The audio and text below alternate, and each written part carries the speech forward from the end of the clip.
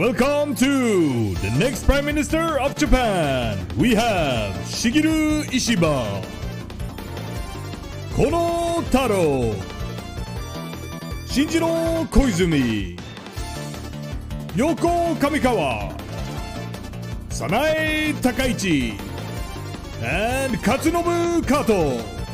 Let's vote! What is happening? Well, the current Prime Minister is super unpopular. In fact, his approval ratings are the lowest in history. And he's seen as super incompetent and super corrupt. And he will not run again. You see, the Liberal Democratic Party, or LDP for short, is the biggest party in Japan. And they basically had power since post-war Japan started.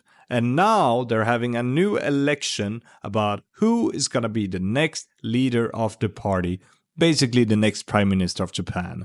And this time it's very uncertain who it's gonna be, because the party has record low approval ratings and they don't have a clear successor. That's why we have 6 candidates that could potentially be Japan's next Prime Minister. And first off we have Shigeru Ishiba. He is the former defense minister who has made several attempts at getting this job. However, they've all been unsuccessful. But this time, he's the most likely guy to get the job just because he has some really powerful people within the LDP backing him.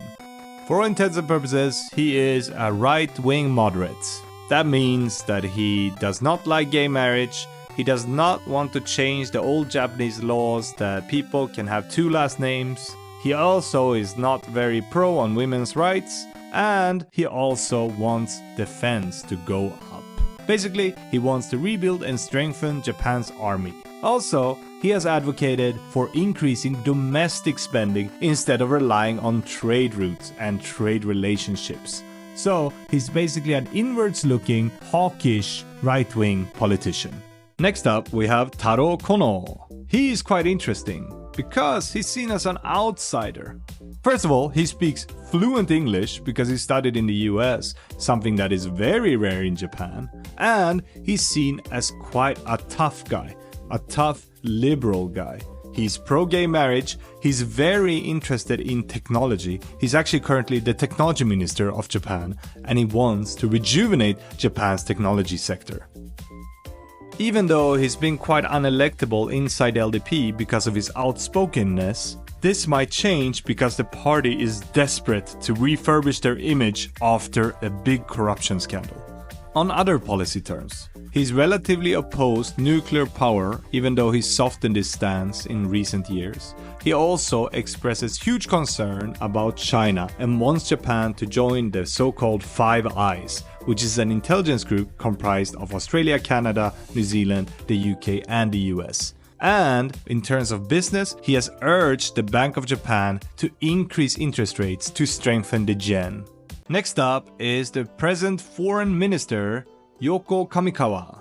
And she is a Harvard graduate who obviously speaks fluent English, again a very rare feat for the LDP, and she is quite an interesting candidate because not much is known about her policies. She is quite a background figure, and the only reason why people believe she has the chance to become prime minister is that the kingmaker, Aso Taro, has actually said that she's a rising star within the party, and whenever he opens his mouth, it's serious business.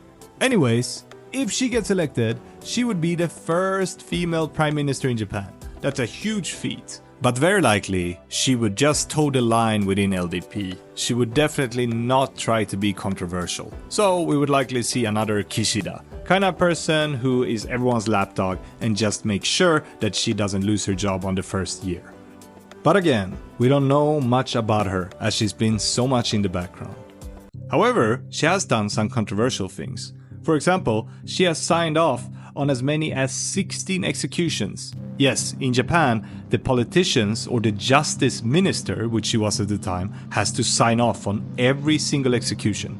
It's very rare that a justice minister signs off on even 1 execution, which means that a person that signs off on 16 must have a little bit of oomph to her.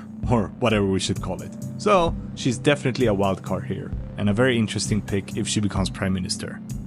Next up is Shinjiro Koizumi, and he's actually the son of the former Prime Minister Junichiro, who was immensely popular for his looks, especially by housewives, and he would be one of the youngest people ever sat in parliament at only 41 years old. However, he is a bit of a dum-dum.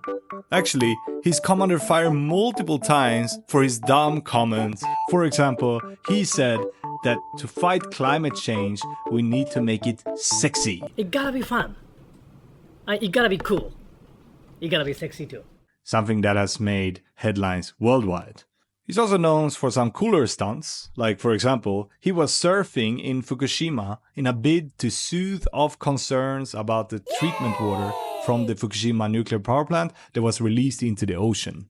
He's also known for constantly saying things that are obvious. For example, these things.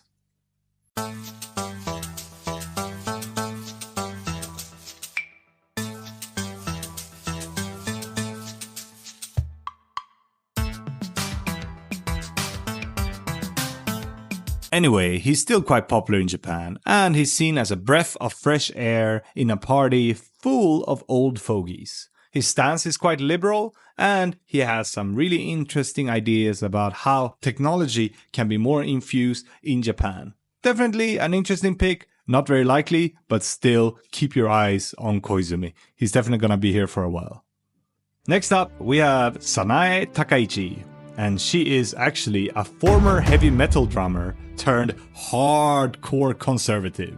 She's actually cited UK Prime Minister Margaret Thatcher as an inspiration many times, and in many ways she's way more conservative than her. She is one of the most frequent visitors to the Yasukuni Shrine, the shrine where a bunch of Japanese war criminals are buried, and often seen as a right-wing propaganda temple.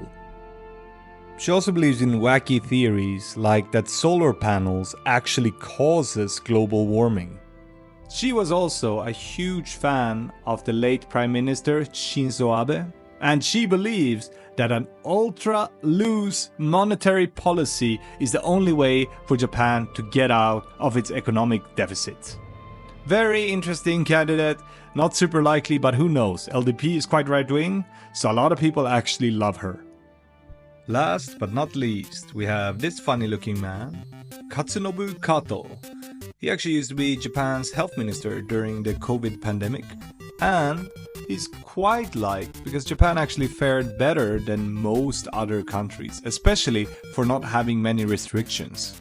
Also, he's known as the guy who doesn't ruffle any feathers. Basically, he toes the party line and do what he is told. Kinda like a Kishida 2.0, a guy that will definitely not make any lawmaker angry, but also probably do nothing to fix the current situation. Very unlikely candidate, but again, Kishida was also quite an unlikely candidate. These are the candidates for the premiership that is actually now in September, so very soon. Oh, actually, there's one more. Toshimitsu Motegi, who's a party heavyweight. He's been there forever. And he's kind of a tough guy. He also went to Harvard, so he likely speaks quite good English, even though I've never heard him speak English. And he's likely to be able to be good friends with Donald Trump if he becomes president. But again, a very, clear-cut, normal LDP figure, not very interesting. And that's basically it. So, who do you think will be the next Prime Minister of Japan? And do you even care? I think you should, because, believe it or not, Japan is still a massive power in the world, and whoever's Prime Minister makes a lot of shifts, not only in Japan, but actually globally. So I do care, and I hope it's someone that has a vision for the future, but very likely it's gonna be the same old. This is a short video from me. I hope you like it. Please like and subscribe, and goodbye.